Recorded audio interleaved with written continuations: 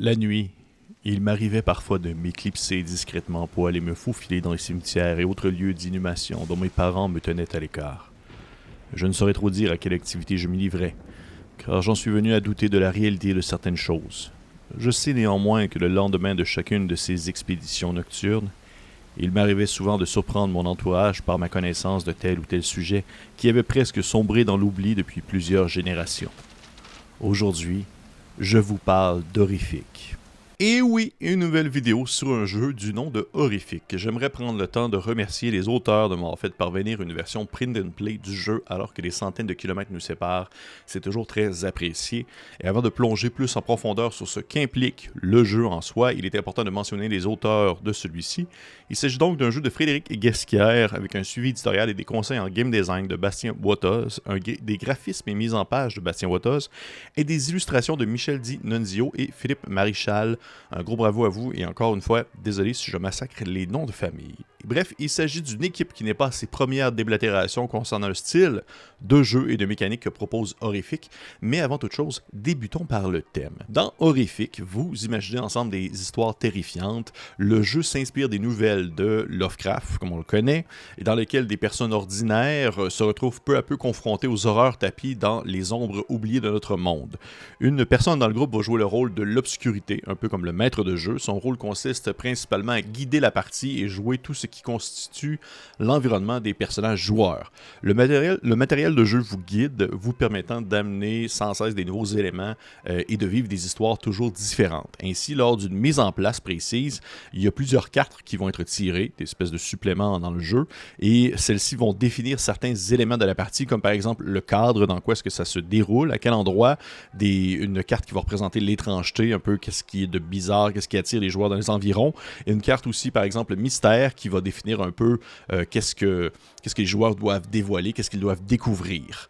Et pourquoi jouer à Horrific? Eh bien, pour incarner des personnes confrontées à une horreur inexorable à la manière d'un jeu qui s'inspire des aventures et plutôt des nouvelles de Lovecraft, pour explorer les terrifiants mystères que vous pouvez concevoir par vous-même ou vous inspirer selon justement les cartes que vous pigez durant la partie, et pour imaginer ensemble d'effroyables récits.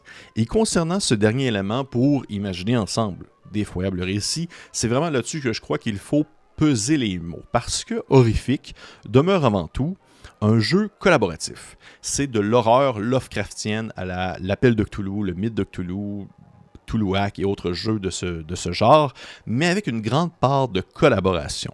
Ce qui peut me faire penser un peu à Cthulhu Dark, un autre jeu très narratif sur le mythe du grand poulpe, mais là où Horrific tire son épingle du jeu, là où il peut vraiment devenir autre chose qu'une, on va dire, une simple reprise du mythe, c'est dans son système et comment celui-ci met en place la table pour une soirée d'horreur et de vertige, parce que côté mécanique, la première chose qu'il faut savoir, c'est que si Horrific encourage autant la création partagée des enquêtes, des péripéties et des malchances, c'est parce que celui-ci est propulsé par l'apocalypse. C'est un PBTA. J'en ai déjà parlé sur la chaîne. Un PBTA, c'est par exemple Root, c'est par exemple Monster of the Week ou encore Dungeon World. Ce sont des genres de jeux qui vont encourager l'évolution d'une histoire de manière collaborative, et Horrific ne fait pas exception à la règle. Dans Horrific, comme dans bon nombre de PBTA, les personnages vont être demandés à lancer des dés lorsqu'ils veulent accomplir une action qui peut faire évoluer l'histoire d'un côté comme de l'autre. Dans ce cas, il faut lancer 2 dés à 6 faces et additionner les résultats. Par exemple, si un personnage a un 2 et un 6, sur ces 2 dés, ça va donner un 8. De manière générale, sur un résultat de 6 et moins, c'est un échec et il se passe des événements, il va y avoir des répercussions qui vont être proposées, mis en place par le maître de jeu, l'obscurité. Entre un 7 ou 9, la fiction va évoluer dans le sens que les personnages le veulent, mais il va y avoir des complications qui vont survenir, des prises de décision, on va avoir des décisions, on va dire, déchirantes qui vont devoir être mises de l'avant, et si sur un résultat de 10 ou plus, la fiction va évoluer favorablement pour les personnages joueurs. Lorsque quelque chose se produit suite à une action, il faut toujours se demander comment est-ce que cela modifie la situation actuelle, parce que dans le concept d'un PBTA, c'est que c'est très narratif, c'est très fluide, et pour encourager cette fluidité, il faut toujours aller de l'avant, il faut toujours être très volontaire par rapport à l'évolution de l'histoire, et c'est pourquoi est-ce que c'est encouragé à faire une création commune pour que tout le monde puisse mettre un peu son grain de sel. Il va y avoir des modificateurs au lancer de dés. Lorsqu'un personnage va lancer 2d6, certaines choses, que je ne veux pas nécessairement rentrer tout dans des détails, peuvent venir ajouter des bonus ou des malus au résultat final. Que ce soit par exemple les points d'angoisse, que je vais parler tout à l'heure, les actions pour s'aider entre personnages joueurs ou s'opposer, les états que les joueurs peuvent avoir s'ils sont dans un certain état particulier, qu'ils sont troublés, qu'ils sont effrayés ou autres, les occupations que les personnages aussi peuvent avoir selon leur spécialité, quel type de travail ils font, ça pourrait influencer positivement le résultat sur les dés, et les modificateurs vont sûrement aller soit de plus 1 à plus 3 ou moins 1 à moins 3. Les différentes actions qu'un personnage peut accomplir. Je peux nommer par exemple assembler les éléments, lorsqu'il tente de faire les liens entre plusieurs découvertes, chercher quelque chose, lorsqu'il tente de trouver des indices, prendre un risque, lorsque le personnage tente de poser une action physique qui possède son risque ou son danger, il y a contenir son effroi lorsque le personnage est confronté à quelque chose d'horrible et qu'il tente de retenir sa peur, et plus encore. Certaines actions vont avoir des particularités en termes de résultats. Dans le cas où les personnages auraient par exemple entre un 7 et un 9, eh bien, les actions ne vont pas avoir les mêmes, on va dire, les mêmes propositions d'évolution d'histoire, selon justement la réussite mitigée. Et à ce niveau, Horrific a vraiment son inspiration des PBTA. La majorité des PBTA vont fonctionner ainsi, avec une série d'actions où tout ce que les joueurs, les personnages peuvent entreprendre, vont pouvoir être cadrés quelque part dans cette liste d'actions et ainsi interpréter les résultats selon en fait les dés et les modificateurs qui sont associés. Mais alors voilà, les auteurs sont tout de même de sacrés coquins alors qu'ils ont décidé d'inclure certaines règles qui viennent épicer le tout. Pour assurer une montée progressive de l'horreur, l'obscurité tient à jour un compteur qui va être appelé l'horloge de l'horreur. Et celui-ci va se remplir à mesure que le récit va prendre une tournure horrifique. Et en début de partie, on pose l'horloge au centre de la table, de manière à ce qu'elle soit visible pour tout le monde. Et l'horloge définit autant l'intensité des actions auxquelles l'obscurité a droit, plus elle se remplit, plus les actions de l'obscurité vont être intenses, et les éléments qui peuvent être amenés dans l'histoire en fonction des cartes faits et découvertes qui vont être posées à côté de l'horloge. Les faits et les découvertes, ce sont en fait... Ça précise un peu en fonction de l'avancement de l'horloge à quel point vous pouvez introduire le surnaturel, la violence et l'horreur dans l'histoire. Et ça fait en sorte que tout le monde va être un peu au même diapason parce que l'horloge va se remplir à mesure qu'on change de scène et plus celle-ci se remplit, plus on change en fait, on va dire, de segments sur les cartes faits et découvertes et ainsi tout le monde sait un peu on est rendu où dans l'histoire. Tout le monde sait on est rendu où dans la résolution de la situation et la création partagée peut se faire de manière dans une belle cohésion. On n'est pas comme dans différents échelons où on n'a pas une mauvaise conception ou compréhension de la situation puisque ces cartes-là qui sont posées à côté de l'horloge nous aident à nous rappeler on est rendu où précisément dans l'histoire. Et moi, je trouve ça vraiment super bien pensé. Je vais revenir tout à l'heure, mais c'est vraiment un petit ajout que je trouve très cool. Et pour donner un exemple, il va être mentionné sur une des cartes qu'aucun des personnages joueurs ne peut être blessé ou tué tant que l'horloge n'a pas atteint 9 heures, son troisième cadran, et qu'aucun personnage ne peut être blessé ou tué avant 21 heures, le sixième cadran. Une fois que l'horloge a dépassé 12 heures, il n'y a plus de contraintes et l'horreur peut se révéler pleinement. L'obscurité peut parfois enfreindre ces règles en dépassant ce qu'on va appeler les points d'angoisse. Et justement, les points d'angoisse. Les points d'angoisse représentent la noirceur qui s'introduit dans le récit, qui parcourt les veines des protagonistes ou qui rampe dans les recoins sombres, prête à surgir subitement pour engloutir les personnages imprudents. C'est ce petit élément de plus que les PBTA normales n'ont pas, mais qui est vraiment très à propos pour Horrific. Les joueurs peuvent en piocher en fonction de ce que vivent leurs personnages et vont les dépenser pour influencer les résultats de leur action.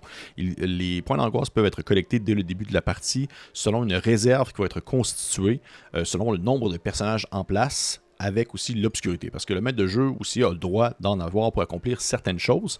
En début de partie, un personnage joueur va avoir 0 point d'angoisse, alors que l'obscurité va commencer avec 1 point d'angoisse. Et les joueurs peuvent les dépenser pour vaincre en fait son mal-être et son stress en passant par l'action.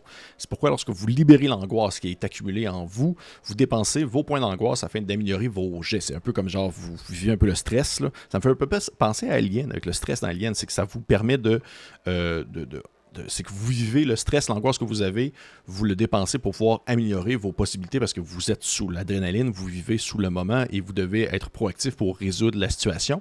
Et ainsi, vous pouvez dépenser entre 1 et 3 points d'angoisse avant de lancer les dés.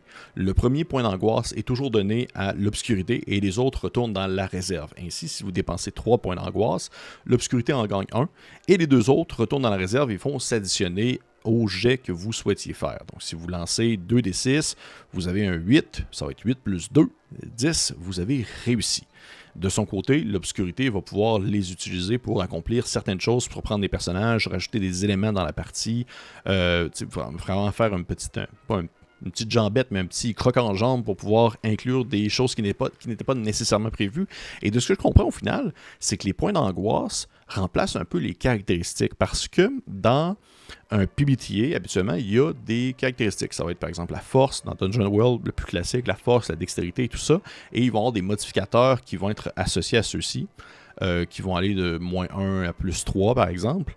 Et souvent, la caractéristique, le modificateur va être rajouté au résultat de dés. Mais là, dans Horrific, je me demandais justement, j'étais comme 2d6, comment tu fais tout le temps pour avoir comme au moins une chance de réussite?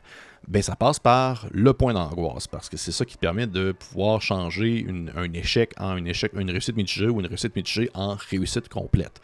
C'est vraiment très clever, je trouvais ça très cool. Fait que ces deux mécaniques-là, les points d'angoisse et l'horloge, ça va vraiment être intégré dans Horrific, en plus de tout ce qu'on connaît le plus au PBTA. Et petit point à ce propos, je trouve ça intéressant parce que l'horloge, c'est quelque chose qui était déjà présent dans d'autres jeux PBTA, qui est souvent utilisé pour justement faire évoluer la situation, pour montrer on va dire comment celle-ci va se dérouler à mesure que les personnages vont vivre un danger ou que c'est un danger justement qui se présente, et plus l'horloge se remplit, plus le danger est palpable. Mais pour vrai, je trouve que vraiment dans Horrific, ils l'ont super bien adapté dans le contexte d'une partie d'horreur avec les cartes des faits découvertes pour que tout le monde puisse être un peu au même niveau et ainsi favoriser la création de groupes. Ça fait déjà beaucoup. Il y a encore bien des choses à dire sur les mécaniques, mais dites-vous que celles-ci vont servir avant tout à faciliter la mise en place d'un cadre narratif partagé entre l'obscurité et les autres personnages. Côté visuel, j'adore les illustrations de Michel Dinonzio. C'est vraiment un genre que je vois beaucoup plus dans les publications indépendantes anglophones. C'est un visuel plus minimaliste qui laisse plus de place à l'interprétation de ce que des illustrations vraiment plus léchées vont nous offrir. Et je trouve que ça traduit très bien l'horreur difficile à concevoir de Lovecraft, difficile à imaginer, à mettre sur papier. C'est difficile à visualiser. Mais pour moi, je trouve ça vraiment solide. Et finalement, mon avis personnel, holy guacamole qu'il y a des choses à dire sur Horrific, mais si je pouvais traduire ça en 3 mots, ça serait clarté, utilité et outils. Horrific est une incroyable boîte à outils, supportée par un système qui est bien huilé, qui en a connu d'autres, le PBTA. Il y a des ajouts au squelette des mécaniques du PBTA, comme on va dire les particularités de l'horloge ou encore les points d'angoisse. Ce sont des petits plus qui ne sont pas trop mécaniques au point de dénaturer ou de rajouter du sable dans l'engrenage d'un système qui est vraiment beaucoup plus tourné vers le narratif. Ils sont des ajouts complémentaires qui se greffent sans problème aux mécaniques déjà présentes.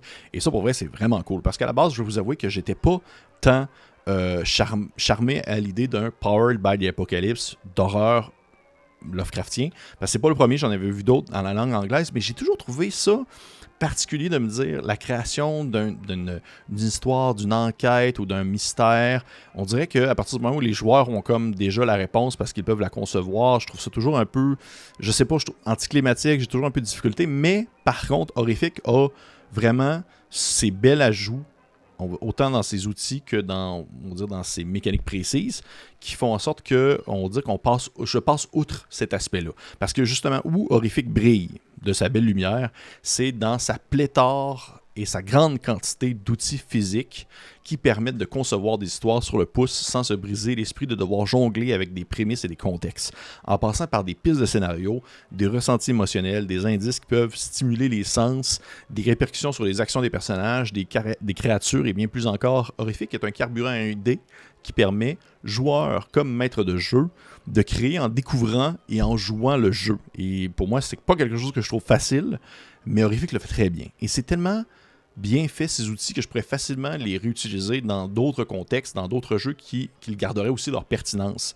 Sont vraiment surtout en fait toutes les cartes qui ont un lien avec l'horloge, ça peut très bien se transposer dans d'autres situations, dans d'autres systèmes de jeu, parce qu'au final, c'est des idées. Des idées, c'est universel. C'est pas ancré précisément dans une seule mécanique. Ça peut se prendre et s'utiliser à toutes les sauces.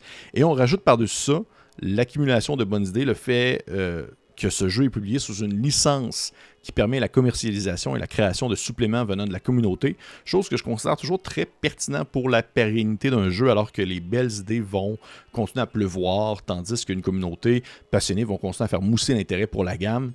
En conclusion, Horrific est un délicieux ovni, pour vrai, dans un décor francophone. Les jeux PBTA ne sont pas aussi populaires qu'ils l'étaient il y a quelques années, mais Horrific a réussi à renouveler, selon moi, l'expérience en ajoutant une quantité impressionnante d'outils servant à émuler l'ambiance Lovecraftienne. Et pour vrai, c'est vraiment un travail de game design super impressionnant. Je crois que pour plusieurs, ça peut être un frein d'avoir autant de petits trucs et d'objets physiques à être sur la table pour avoir le bon déroulement d'une partie.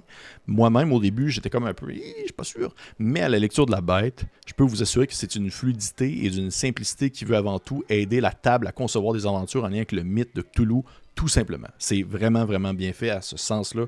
Je suis vraiment impressionné. Puis pour vrai, encore une fois, bravo aux auteurs et au game design.